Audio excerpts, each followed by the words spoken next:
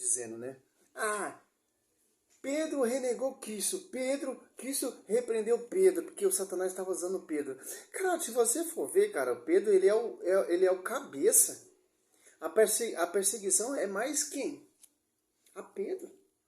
Tanto se você for catar o Evangelho de São Marcos, São Lucas, você vai ver o destaque de Pedro, de acordo lá com o destaque de Moisés.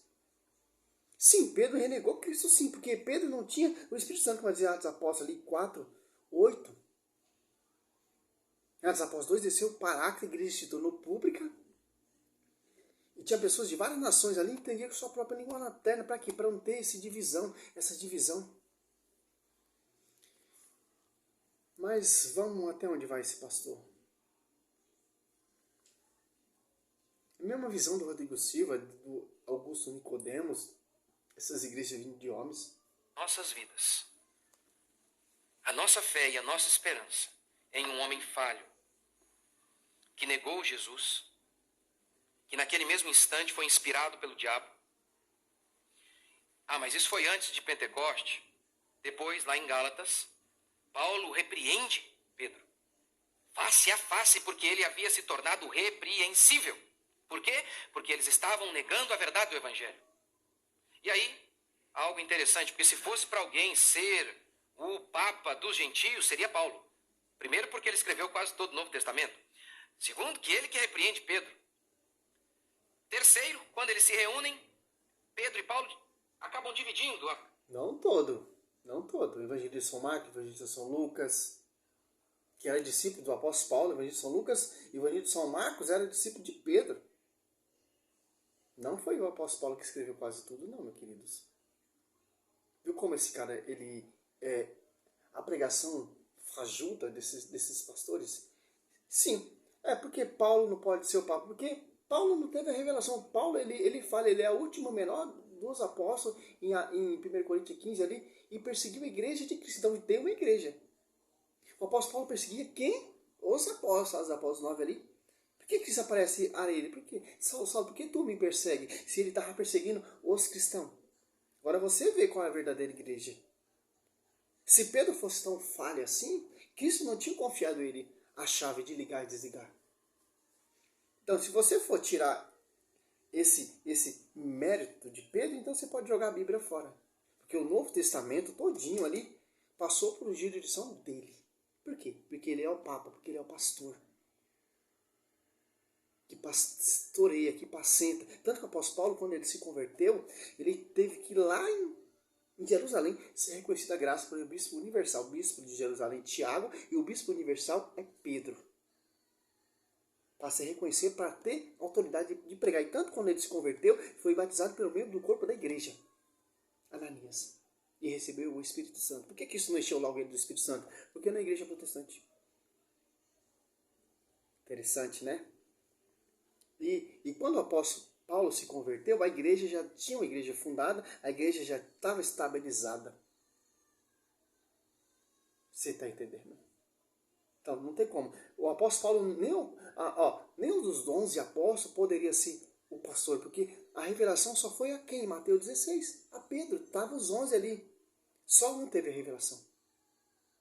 Já pensou se os 12 tivessem essa revelação? Ia ser igual ao que você vê hoje aí. Ó. A igreja protestante ela é fundada com uma revelação de homens. O Itimaceto teve uma revelação, o Agenoduque teve uma revelação, a Adventista Sétimo Dia teve uma revelação, o Testemunho de Jeová teve uma revelação, a Triangular teve uma revelação, o apóstolo Paulo fala em Gálatas ali, não há dois evangelhos, é um só evangelho. Se alguém pregar outro evangelho que nós pregamos diferente, ou nós ou algum anjo, seja inválido. Simples, só você ler a patrística, Eusébio Cesareia. Se você for negar esse pastoreio de Pedro, você está negando todo o ensinamento e fundamento e a igreja que Cristo fundou. Que Cristo enviou quem? Deus enviou Cristo, Mateus, ou Lucas 19, ou 10, 19, 16. Cristo enviou quem? Os apóstolos. Cristo ele é a igreja é sua esposa. Cristo vai para a glória e deixa a sua esposa para para Pedro pastorear, para os apóstolos edificar a sua igreja, que é a sua esposa. Por isso que a salvação está na igreja. Tanto que lá em Mateus fala, as portas do inferno jamais prevalecerão contra ela. Então, pregação sempre é a cabeça. Se a gente for fugir desse fundamento dos apóstolos e negar o pastoreio de Pedro, você está negando todos os fundamentos do apóstolo, dos apóstolos, né?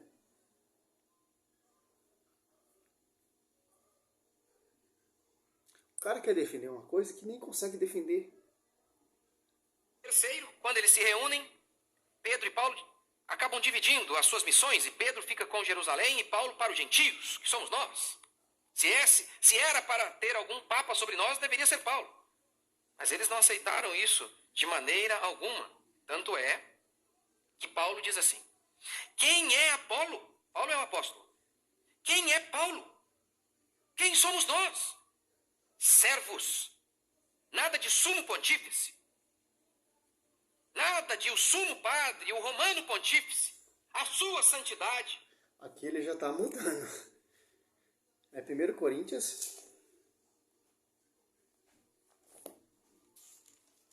Tanto que se você for perceber lá o 1 Coríntios 10 ali, o apóstolo Paulo fala para manter a unidade. O povo já está desunido, o povo já está se saindo da verdade.